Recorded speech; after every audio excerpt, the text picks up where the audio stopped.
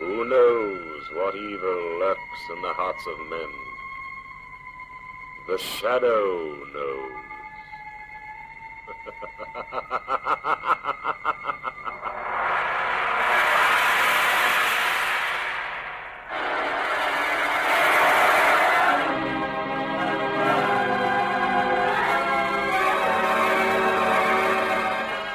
Once again, we bring you the thrilling adventures of The Shadow, the hard and relentless fight of one man against the forces of evil. These dramatizations are designed to demonstrate forcibly to old and young alike that crime does not pay.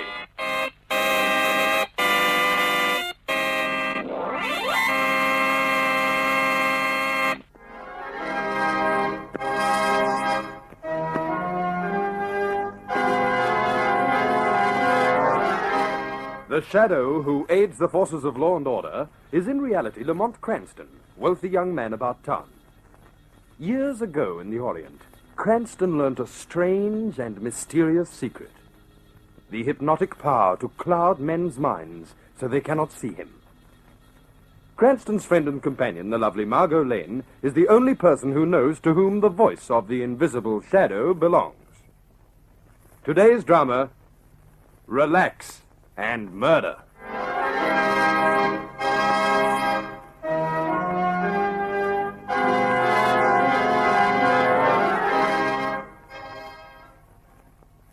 What have I done?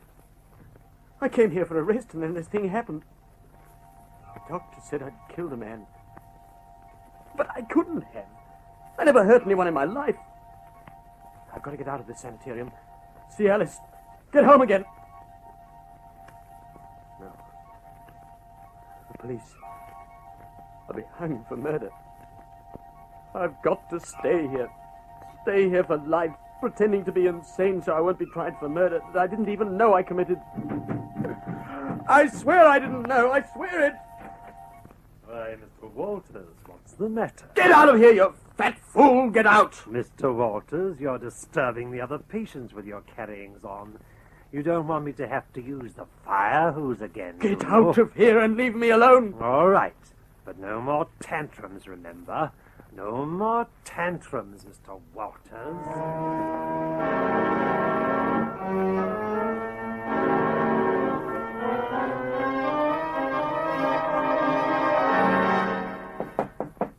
Come in. Doctor, Where have you been, Claude? Didn't I tell you we had another demonstration this evening? Jim Walters was in a temper, Doctor. I was just trying to quieten him. Forget about Walters. There are two new patients. Evans and the wealthy Mr. Halsey, Doctor? Naturally. They're both in my office now. They're already under hypnosis. I'll wait right outside until you're through, Doctor. And dispose of the body in the usual way, Claude. Of course, Dr. Sloane. Of course. All right now. Are both you gentlemen asleep? Mr. Evans? Yes, Dr. Sloane. Mr. Halsey? Yes, Dr. Sloane. I am asleep. Excellent. Evans, you will remain lying on the couch just as you are. You will not move, no matter what happens. You understand? Yes, Dr. Sloane. Now, Mr. Halsey, I want you to follow my instructions carefully. Get up, out of your chair. That's it. Now, approach the couch. That's right. Now, stop. Now, listen carefully. Above the couch, directly over Mr. Evans's head, there is a bookshelf. Do you see it? Yes, Dr. Sloane. Next to the heavy bronze bookend at the edge of the shelf, there is a copy of a book, The Decline and Fall of the Roman Empire. Now take that book off the shelf and bring it to me. Slide it off. Further. Further. That's it. When I clap my hands, Halsey, you will awake immediately. You will not remember anything that happened. You understand? I understand, Doctor. Awake. Oh, What happened? I don't seem to... Evans. What happened to Evans, Doctor? You killed him, Mr. Halsey. You smashed his head in with that heavy bookend. I? No. No, I couldn't kill him, man. You were very tired and high-strung when you came here. Remember, Mr. Halsey? Your mind, it snapped temporarily under the strain, and you committed murder. Murder? I can't believe it. If you don't believe me, perhaps you'll believe the police. Police? No. No, I believe you. I have been under a strain. No, help me, Doctor. Please help me. I shouldn't, Mr. Halsey, but I will. If you stay here, you'll be safe. Of course, you'll have to be declared insane. And if you ever leave... I won't leave. Very well, Mr. Halsey. Write to your family. Tell them to send you money. It will take a lot of money to keep you here, away from the law. Tell them not to visit you, and I will allow you to remain here indefinitely. Thank you, Doctor. I'll write for the money immediately tonight. Fine, Mr. Halsey.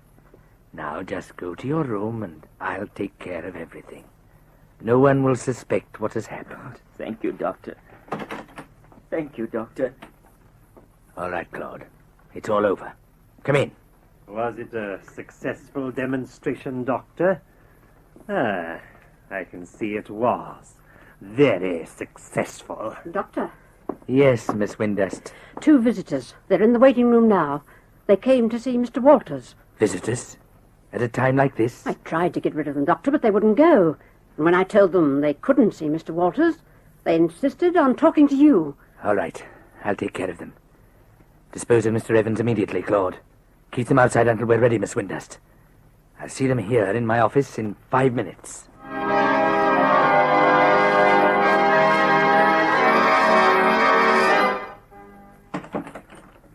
Mr. Walters, visitors to see you, Doctor. How do you do? I'm Dr. Sloane. This is Margot Lane. I'm Lamont Cranston. How do you do?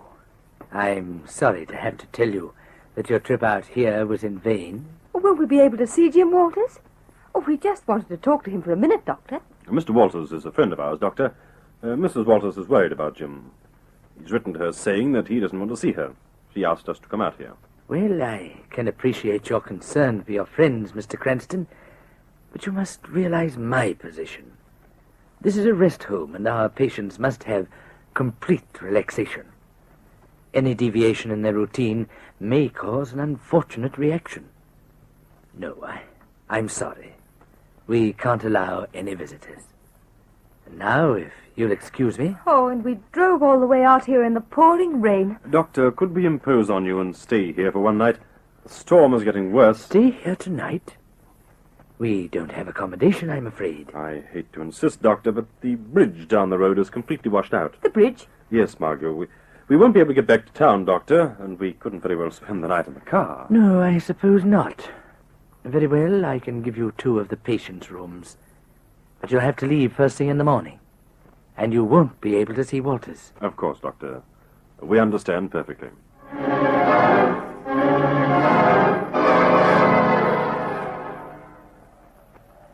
Well, Dr. Sloane certainly wasn't feeling hospitable when he gave us these rooms. Stuffy little compartment, bars on the windows. Charming little room. I'm not worried because I'm not exactly planning on a rest tonight, Margot. But did we have to spend the night here? That monkey business about the bridge being washed out. We came out here to see Jim Walters, darling, and we're going to see him. You think Jim is in danger? No, Margot. But I don't think it's very logical for a man in a rest home to refuse to see his wife, or for a doctor to refuse a patient visitors. Darling, are you just naturally suspicious? Or do you know something you haven't told me? Both. I didn't tell you this, Margot. But this Sloane, who calls himself a doctor, is not a physician. Claims to be a psychiatrist, but he's not even licensed. I checked. And you think this doctor, Mr. Sloane, is holding Jim here somehow? That's what I'd like to find out from Walters himself. I'm going to try and see him alone just as soon as the coast is clear. I'll come to your room, darling, and let you know what I find out.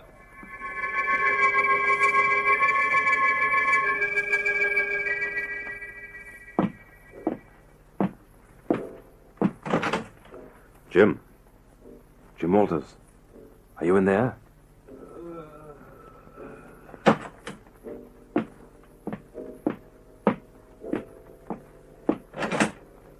Walters. Is that you, Jim Walters? No, I'm not Jim Walters.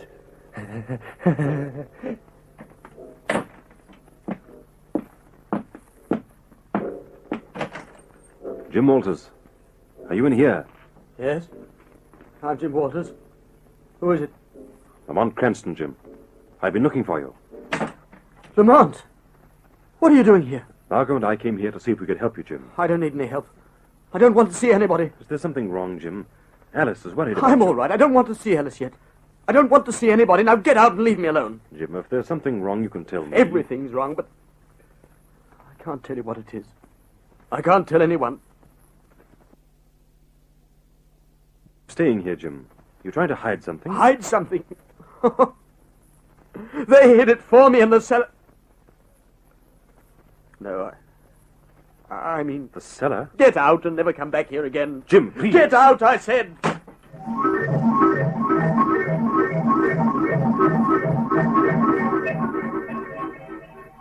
Lamont should be back by now. It's almost midnight.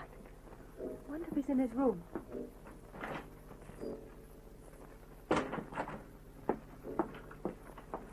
This hole's so dark. What's that? Footsteps. Must be one of the patients. It is. He looks as if he's walking in his sleep. My room. Can't get back there. I'll duck in here till he passes. Locked. He's getting closer. Another door down here. Oh, it won't open either. It's following me. I've got to open it. There. Now inside. He didn't see me. He's going by. Safe. I'm safe. What's the matter, Miss Lane? Fancy that. She fainted. Just a minute, Doctor. She's in here. Of course, Doctor. It worked like a charm. All right, Claude. Get Halsey and put him back in his room. I'll take care of Miss Lane. Certainly, Doctor. Certainly. Miss Lane. Miss Lane. Oh. What happened? You had a slight shock, Miss Lane. You'll be all right if you just relax. Look at me, Miss Lane. Relax. Relax. That's it. No.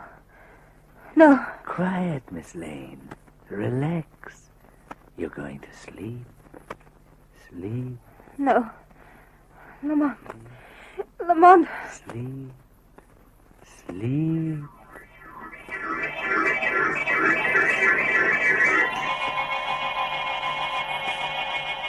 Will Margot Lane fall victim to Dr. Sloane's hypnosis? We'll return to the Shadow in just a moment.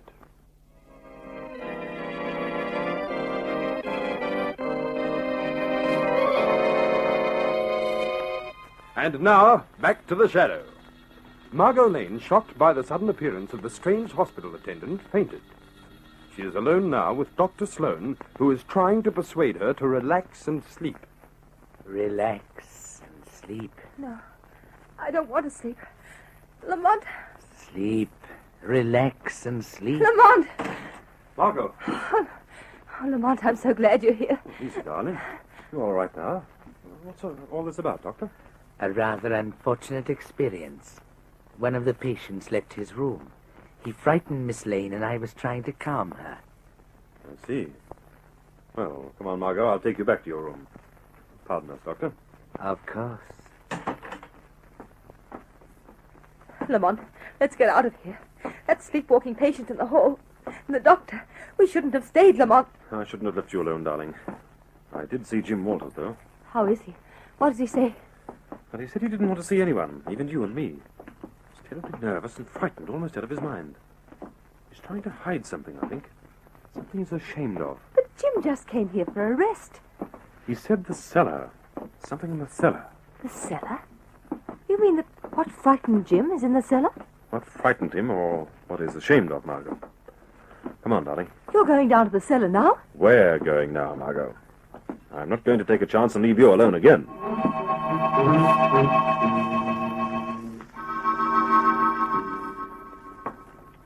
Well, this is a dank, unhealthy cellar. I don't see anything that really looks very suspicious. Over here, Margot.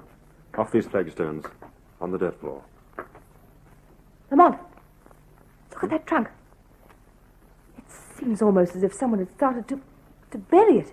Bury the trunk or something else, Margot. That oblong pit the trunk is sitting in could be a freshly dug grave that someone didn't quite have time to finish. Then it would be in the trunk. There's a very quick way to find out, Margot. It's not locked. What if it's a trunk murder? Oh, Lamont, I've read about such things. Is it in there, Lamont? There's nothing in here but a shovel. Oh. The trunk may have a false bottom, though. Here, help me move these big packing cases aside. I'll pull the trunk up and have a look. All right. They're heavy. Just move this big one over a little. Lamont, look, from behind the packing cases. The body. It's falling. Lamont, his head. Crushed in by some heavy object. He's one of the patients, all right. Still wearing a white hospital gown. Margot, that man that followed you down the hall, could he have been hypnotized rather than walking in his sleep? Well, I suppose so, but what's that got to do He with... said something about decline and fall, didn't he? Kept mumbling, decline and fall of the Roman Empire. A book. That man's head's been crushed in by a heavy object. I wonder... What are you talking about, Lamont? A jigsaw puzzle, Margot. Listen. There's someone coming down here. It's the doctor's assistant, Miss Windust. Back in here, quick, Margot. How are you going to get out? I'm not. I'm going to stay and talk to those two as the Shadow. You're going to skip out when they're not looking. Shh, here they come. You fat, untidy fool. Why didn't you finish your job down here? I couldn't. I had to be up in the room with the lame girl. And then I had to take Halsey back to his room. All right, no excuses. I hate this part of it. That's funny. I don't mind a bit. Don't mind what, Claude? Burying the bodies of the men you've murdered? What was that? I don't see anyone. It's one of the patients trying to scare us. It's not one of the patients, Claude. This is the Shadow. What do you want with us? We haven't done anything wrong. Nothing wrong. Look at that body over there. A patient in this rest home. His head brutally crushed in. It's Evans. He knows. Yes, the Shadow knows, Miss Windust. I know that patients are being murdered here for their money. Is that it? Is that why the doctor murders? They're not murders. They're accidents. Evans and the other patients are unbalanced. Then why are there other bodies buried in this cellar? Why aren't the bodies sent to the families? Because it is murder. Murder that innocent patients think that they have committed when the doctor has them under hypnosis. No, the doctor's never committed murder. The Shadow will find out about that, Miss Windust. I'll be back and take care of you two later. You will both stay locked in here until I've talked to the doctor. Don't leave me in here. I'll tell you. Shut up, Miss Windust. I'll tell you. No, Claude, no. Put down that shovel, Claude. You tell nothing. Oh! Miss Windust. Speak to me, Miss Windust. What were you going to tell me? The doctor, he's evil, but he never committed murder. Never. She's dead. Well, I never liked her anyway. Now you will stay here alone, you fat murdering fool. I'll lock and bolt this door on the outside, and you won't leave until the police get here. And then you'll pay for all your crimes.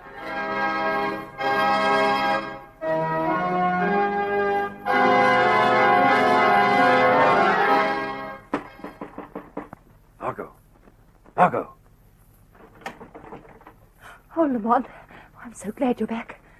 What did Miss Windust say? Miss Windust is dead, Margot. Claude killed her before I could stop him. I left him locked in the cellar. And the doctor? He's working late in his office. I saw the light as I came up. Does he suspect anything? No. And we're going down right now and see him before he does. I've got to hurry, Margot. We're going together. Yes, I've got a plan. It's risky, but it's the only way to get the evidence we need of the doctor's guilt. We're going to bait a trap for Sloane. Bait a trap? With what? Ourselves, darling. You're going to feign illness, headache, anything to try and get him to demonstrate his power of hypnosis. And then you're going to allow him to actually hypnotize you. Is he going to hypnotize you, too? It depends, Margot, on who has the stronger mind. But, Lamont, if he's been able to keep all the patients in this hospital under his spell, he must be tremendously powerful. He is. I said it was risky, Margot. You game? Yes. Yes, I'm game, darling.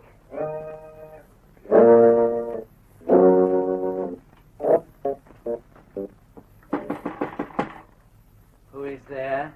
It's Cranston, Doctor. I need help. It's Miss Lane. Miss Lane? What's the matter with her, Cranston? She woke me and said she was ill. Then she suddenly fainted. I can't seem able to revive her. Well, here. Put her down on the couch. There. Oh, what's happened? You fainted, Margot. Oh, my head. I feel so tired. Can't you do something for her, Doctor? Yes, please, Doctor. I could administer a sedative, but that would only depress her more. Of course, there is one treatment that would refresh her immediately. Treatment? What kind of treatment, Doctor? Hypnosis. I merely place Miss Lane under a light hypnotic spell and give her the post-hypnotic suggestion that she awake refreshed and rested. And it works? Invariably. I don't know. What do you think, Margot? Anything that will make me feel better, Lamont. Splendid. Incidentally, Mr. Cranston, wouldn't you like to watch this demonstration? Well, as a matter of fact, Doctor, I'd like to join in this demonstration. Frankly, I'm not sure that it can be done. A little skeptically, Mr. Cranston. Very well. Just be seated in this chair. Miss Lane, just lie quietly on the couch there. That's it. Now relax. Allow all the feeling to go out of you. You both are beginning to feel numb. You're going to sleep. Relax, Mr. Cranston. Relax, Miss Lane. You're both drifting off to sleep. Sleep. Sleep. Sleep. Now, Miss Lane, you are asleep. Your eyes are so heavy you can't open them. Can you, Miss Lane? No, I can't open them. Good. Now, Mr. Cranston, you too are asleep, aren't you? No. No, I'm not asleep. I'm not. You're fighting it, Cranston. You are supposed to relax. No. No. But you can't resist, can you? You will get out of your chair, Cranston. Get up. Oh. That's better, Cranston. You see, you can't resist. You thought I had fallen into your childish little trap. I knew Miss Lane was faking illness, and I let you believe you'd fooled me. No. So you would match minds with me, Cranston. Now that you are really under my hypnotic power, who is the stronger? Who? Walk over to that couch, Cranston. I won't. Walk. Good. Now stop when you reach the couch where Miss Lane is lying. Now, reach up and take hold of that book titled Decline and Fall of the Roman Empire. Take that book. A book? No. No. Reach up and take the book. Reach up. No. I'll break the trance. I'll break it. Reach up and take that book. Reach. I've got to break it. Reach. I've got to break it. I've got to break it. Reach. There. Who's that? This is the Shadow, Dr. Sloane. The tables are turned. Now you are in the Shadow's power. Shadow? Yes. While you thought you were hypnotizing Cranston, the Shadow was actually hypnotizing you. Cranston. Gone. Yes, he slipped right by you while the Shadow had control of your mind. Cranston is on his way to the police now, Doctor, to make you pay for a neat little scheme of blackmail and murder. You didn't commit murder, no. You had your patients do it for you. You knew they wouldn't knowingly kill, even under hypnotism. But they would innocently cause an accident to happen to another patient. That's been your scheme, hasn't it, Dr. Sloane? Yes, they killed for me. I told them they were murderers. They were all wealthy. They paid me well to keep them here from the law. And now the law is coming for you, Doctor, and for your fat, cold-blooded assistant in the cellar. You will wait here and make a full confession to the police. I know you will wait, Dr. Sloane, because the Shadow will be watching you.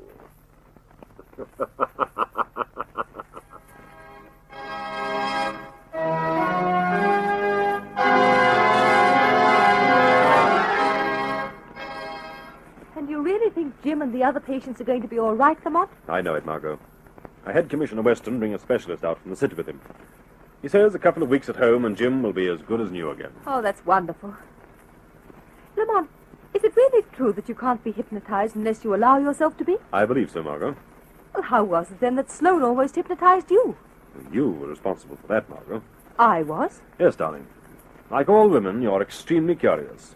You wanted to see what was going on, and instinctively rebelled against the doctor. But I was asleep. I was actually hypnotized the whole time. Yes, I know you were. But I had to be sure, so I handled that little job myself. The Shadow knows, darling.